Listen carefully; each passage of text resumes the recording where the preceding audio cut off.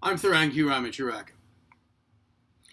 Recently occasion arose during some personal correspondence to describe my program of self-mastery and personal evolvement, and to give reason for my tendencies toward verbosity, didactic tone, and strictness associated with that program. Here I pass on to you, my viewers, that description and line of reasoning, along with implications regarding the extent of my relevant knowledge and experience. By now you must have observed that much of my discourse involves a didactic tone. Accept it gracefully. I have a natural tendency to inform, especially in correspondence when I am ignorant of the extent to which my interlocutors or my audience knows the subject matter. That is to say that I'm not really a know-it-all, and yet desire engagement in fruitful correspondence. On a more personal note, however, I do admit to possessing an extent of intellectual uppityness. For I do usually find myself among individuals who have less insight and education into the more rarefied sides of things than that which I possess. However, I readily submit to new information.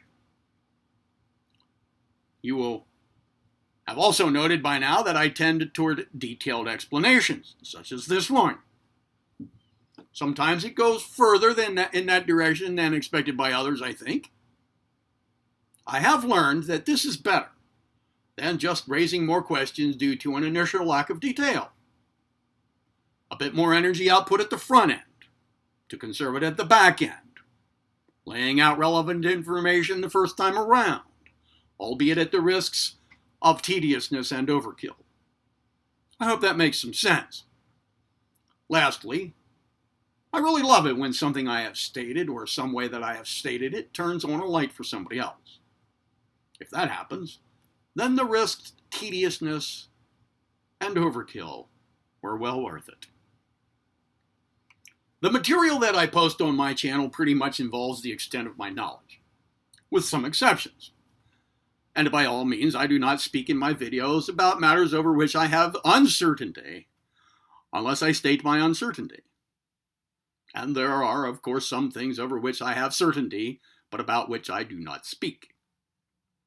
I know, for example, what prana is, its general or universal aspects, as well as its more localized or individualized aspects. I know that its individual or personalized manifestation, as in, say, my own share of it, is controllable by will, coupled with appropriate techniques such as pranayama, asanas, mudras, and bandhas. I know about more of such matters than I practice at this point. And I have studied much more than I have applied, and have possession of myriad study resources at hand. Perhaps I'm a bit lazy these days. I focus on doing what I currently feel it is my calling to do right now. That is, make and post my videos for the benefit of others.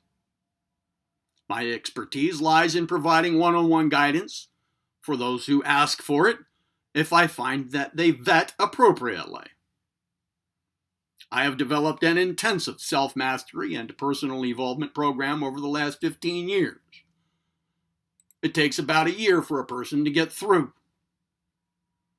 It has its rules, and it's systematic, logically sequenced, and cumulative aspects. I have enough experience at it that I can easily customize for each client, student, or whatever they consider themselves to be.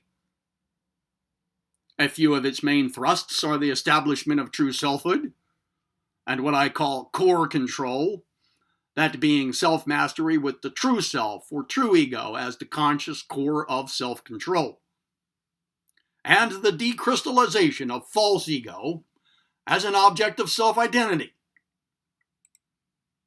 While the establishment, on the other hand, of useful false ego attributes, such as personality, as tools or instruments that the calm, confident, true self puts to use by way of the volitional power of control, will, and knowledge of universal occult laws, largely as set forth in William Walker Atkinson's arcane teaching, which I have narrated here on my channel, and their uses. Furthermore, subconscious programming, calm confidence, attention mastery, and what I call feel thinking, and basic pranayama, diet, programming drinking water, good physical health, emotional control, knowledge of the often sinister world environment in which we are trying to evolve, including the physical plane as well as the astral and lower mental, and the polarization of mental and other individualized plane activities. Furthermore, will culture, and a few other similar things. Here is my acronym that sums up what the program covers. Make it a power act. The acronym breaks down as follows. M, motives. A, awareness, specifically of the environment in which we strive towards self-mastery, and of opposing forces to it, to self-mastery. K, kundalini. E, entities, including thought forms. I, in Make It a Power Act. It. I, information, or right knowledge. The T, true selfhood. A, attention control. P, in the word power, physical control, including right-left brain balance. O, observation, bringing in information as accurately as possible. Also, the mental senses. W, will. E, emotional control. R, rational thinking. And the last word, act. The A stands for atmosphere, as in personal atmosphere. How we interface with others, our energy aura, telepathy, body language, and the like. C, creativity, including mental imagery. And finally, T, in Make It a Power Act, thought content. These are the main thrusts, the main areas covered in my program. So, all of that, just to say here, that my focus is on helping people in these ways that I have described. My YouTube videos almost always deal with one or more of these matters. Although I cannot set out a one-size-fits-everybody actual training regime on YouTube. Nor would I even if I could. Self-mastery is easily a dual-edged sword. And I'm careful not to give information that could easily be used inappropriately by the careless. But what is more? My two most intense periods of further practice of my own were, number one, the couple of years of what I call guided tour that I experienced as a teenager, when at least one non-physical being guided me through an extended series of direct mystical sessions, in which I learned many subtle affairs about the cosmos and about spiritual advancement and the ethical considerations inherent to it. And then number two, when I was a student of the yoga master Swami Paramhansa Yogananda, by way of his Self-Realization Fellowship, or SRF, out west. Of course, he died before I was born, but SRF lives on, and his extensive training for students and initiates in Kriya Yoga has all been laid out carefully in writing by him while he lived. The point is, on both occasions I was under the guidance of those far wiser than I. And my position on going past a certain point in occult practice of any kind, on my own, is such that I do not do it. I found that when the student is ready, the teacher appears. And I am very careful about my teachers. I even left SRF, when I got to the point of initiation into Kriya Yoga. For I did not want an eternal master-disciple relationship or bond with any being. Summed up here, I do not practice all that I know about. I don't have the fitting teacher. And maybe I'm just not ready anyway. Correspondingly, I guide others only in matters with which I feel qualified, including my total confidence that everything I coach them in, I can ensure their safety in their doing. Assure their safety in their doing under my guidance.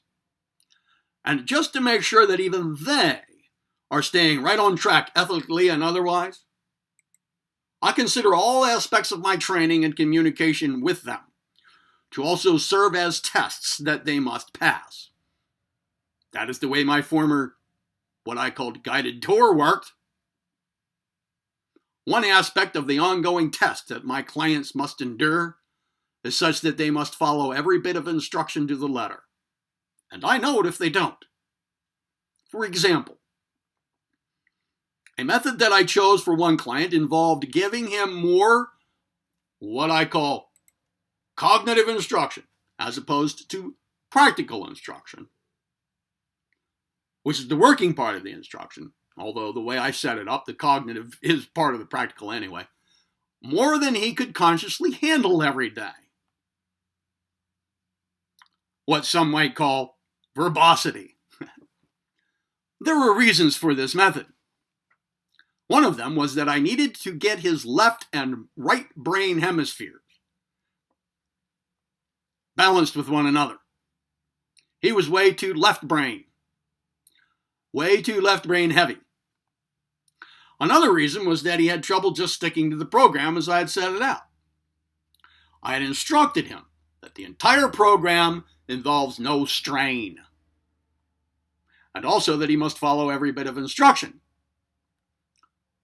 and that I wanted him to calmly as possible just focus his attention on every word of the cognitive material, or I guess what we might call the theory or information side of it all, and seek to feel those words, every word's meaning, and move on.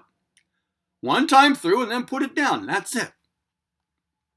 I informed him that all of it would come up again later, in different contexts, and with different word groupings, different phrasings, and from different points of view, as would correspond with his development, insights, and practical instruction. I said that at each point, I was planting seeds with the cognitive information, the cognitive instruction side of it. I also secretly knew that if he did as I said, which was part of the instruction to do, his subconscious mind would do most of the information assimilation and processing for him. And this would serve to foreshadow the subconscious programming training that I would more formally teach him later. But, he started to complain that I needed to back off, and that it was all too much information, and that he couldn't grasp it all, and it was amounting to heavy strain. Too left brain, you see. If he had followed my instruction to the letter, as he was instructed to do, there wouldn't have been any strain. His right brain would start to help him more. His left brain would get taught that it isn't the whole brain, and I would have kept him as a client.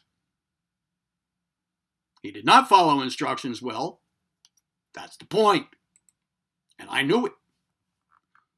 So how was I going to teach him self-mastery, true self-mastery, and attention control if he couldn't learn to mentally attend just to what I put in front of him in the way that I said to do it? For that is part of the mental discipline training in itself, built right in. And I never give any instruction that serves one purpose only. For example, I even want my clients to learn all the levels that are at work in it. That too is part of the training for many reasons.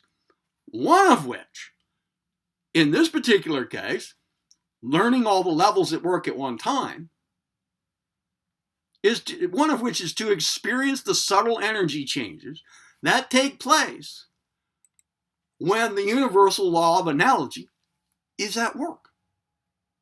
It's all about actual experience, not just left brain, armchair, intellectual grinding. I saw that I could not guide him safely.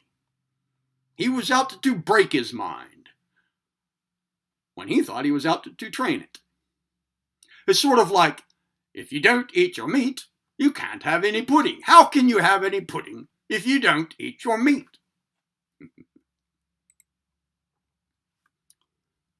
Now I'll comment further on my stated strictness, which where fitting involves the willpower mode of restraint regarding the various aspects of self-mastery program, whether that program applies to myself or to my clients. A self-mastery program or my self-mastery program, whether that program applies to myself or to my clients. My formal education is top tier, being at the University of California at Berkeley in analytic philosophy. The academic regime was hardcore and relentless.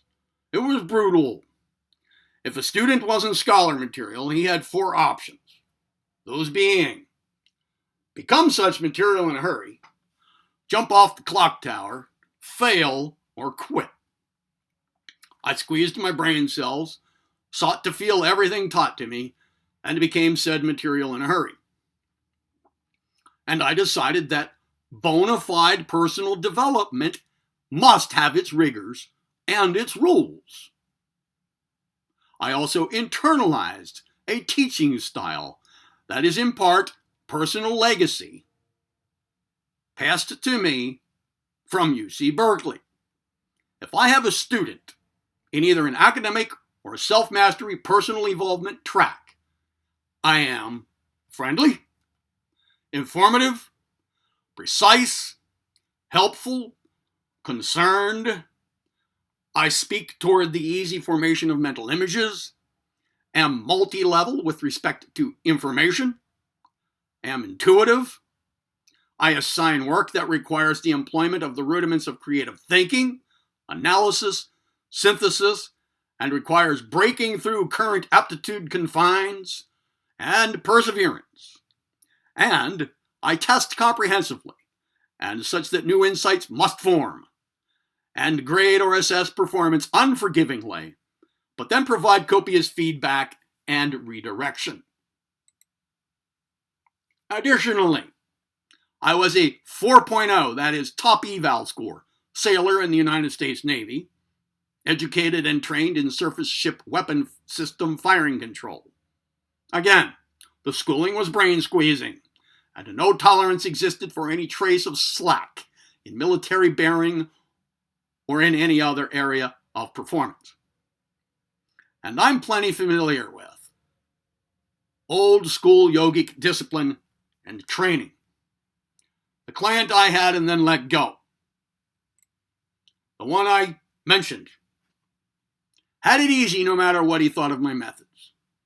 I know of some Raja Yoga training that involves such things as the teacher writing apparently nearly meaningless phrases on a slate and showing these phrases to the student, 1 per day, and vocally saying nothing the whole while. Then after a tedious duration of this, leading the student into the jungle, motioning him into a structure the size of an old outhouse, which contained some water, and then locking the door on the outside and leaving for a week or so, all still without a spoken word.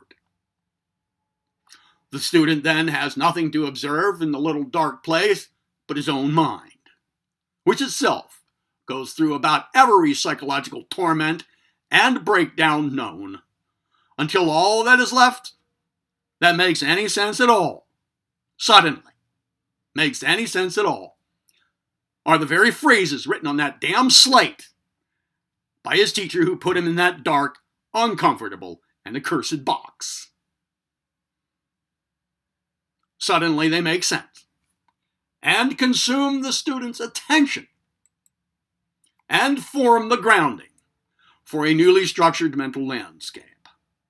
A landscape now characterized by peace, wisdom, and utter self-discipline. The wild beast, the royal Bengal-minded tiger, is tamed and suddenly does what his master, the ego's will, tells it to do. And how it all works is what replaces the former undisciplined, tumultuous, and ignorant state of being that had once characterized, only a week earlier, that student. My student, who could not follow a simple set of mental restraint and attention instructions, had it easy. I set a limit on the occultish things that I practice, and also one on venturing into dubitable areas of instruction that I provide. That includes here on my channel, in my video. But what I provide is calculated, experiential, layered, and custom tailored when it comes to one-on-one. And within that individually tailored structure and method, rigidity. I see no other way. It's as easy as I can allow it to be. No strain. Just follow the rules. I provide the necessary conditions for clients' success with it. They must provide the sufficient condition, which is just do it as it is given to be done, and that includes doing only it. I'm Theron Ramacharaka. Be well.